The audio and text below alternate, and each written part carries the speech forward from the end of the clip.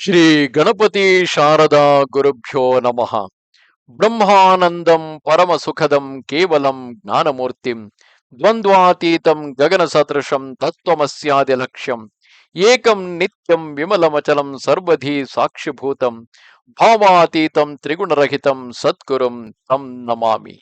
Welcome to all for this session on Sree Guru Charitra to chapter 33. And since the last two chapters, we are seeing the story of a young couple who had come to visit, who had come for the blessings of Sri Guru because the young husband was suffering from a terminating ill disease, and on the way he died too. Later, with the blessings of Sri Guru, he got back his life, and with that, the couple became very happy and took bath in the Sangam and came for the darshan of Sri Guru. Next day, the young Brahmin couple bowed to Sri Guru and sat before him. The wife asked Sri Guru, "When I was mourning, a sannyasi advised me, gave me four Rudra beads, that is Rudraksha beads, and asked me to tie two beads in the ears of my husband and to put two beads round my neck.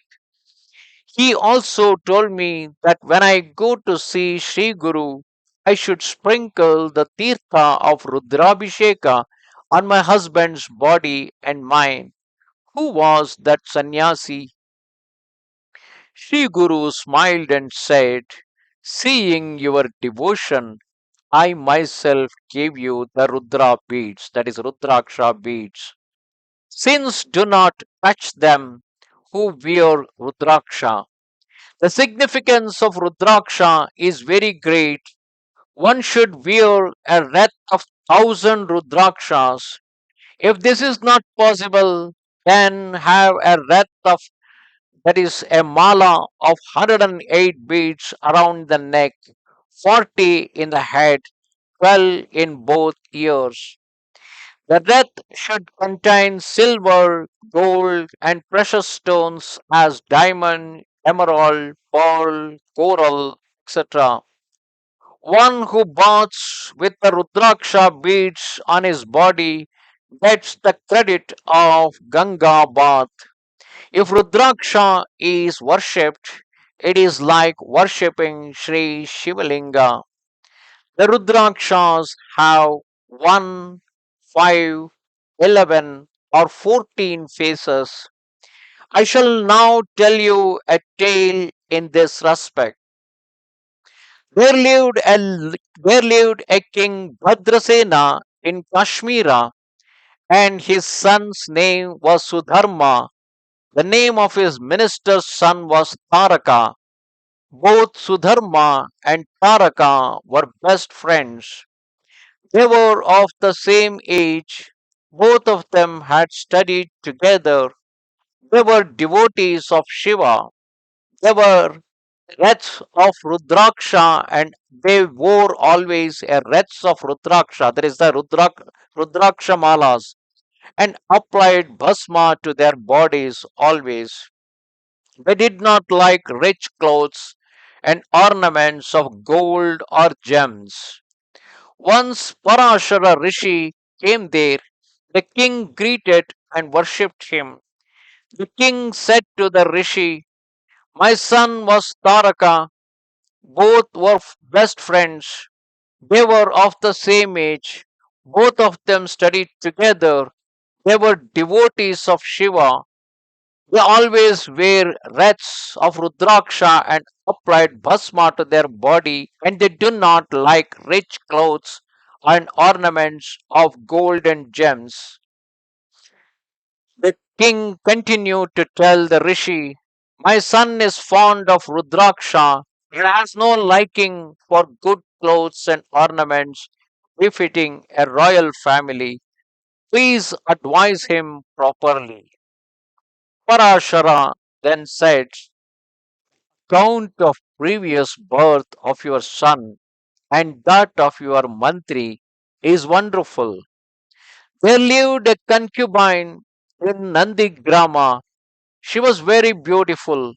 She wore golden sandals. Her ornaments and her bedstead was webbed with precious stone.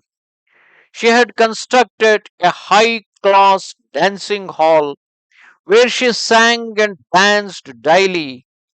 She had many attendants. She tied Rudraksha around the neck and taught them to dance. She was a great devotee of Shiva and gave alms to the Brahmins and others profusely. One day, a rich Vaishya wearing a Rudraksha wreath came to her.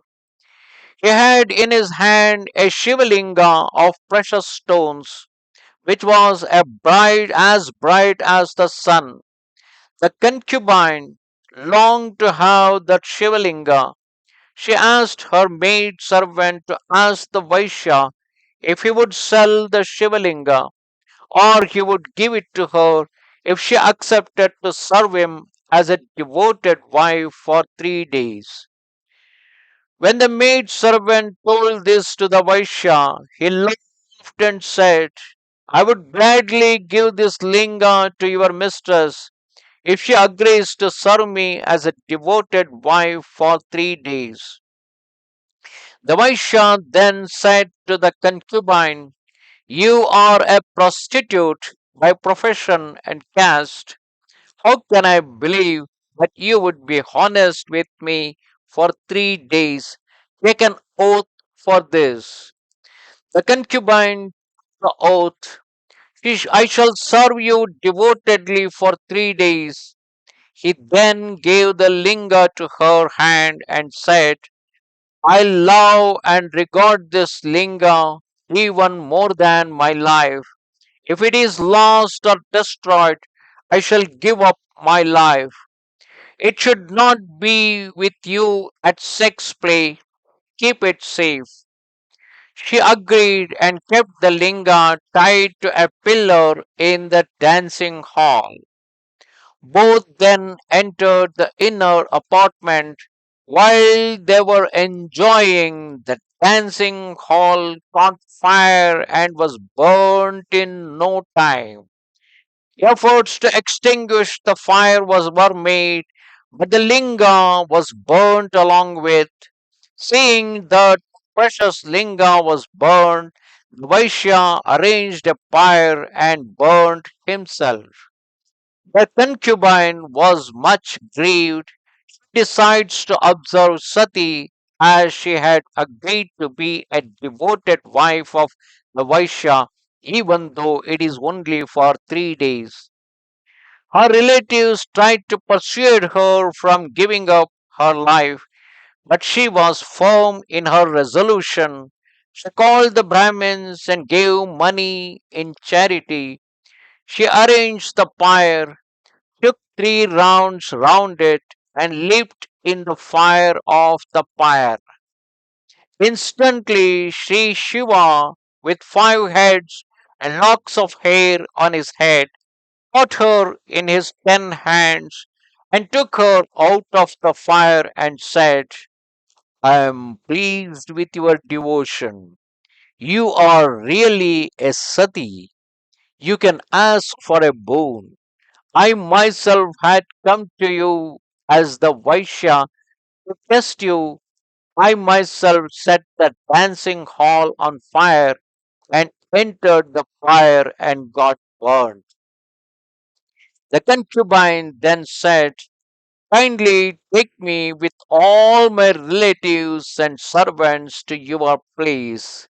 Sri Shankara she seated them all in his divine plane and took them to Kailasa.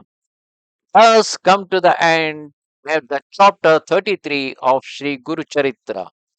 Namaste Sharade Devi Kashmira Puravasini Swamaham Prarthaye Nityam Vidya Danancha Dehime. Goodbye.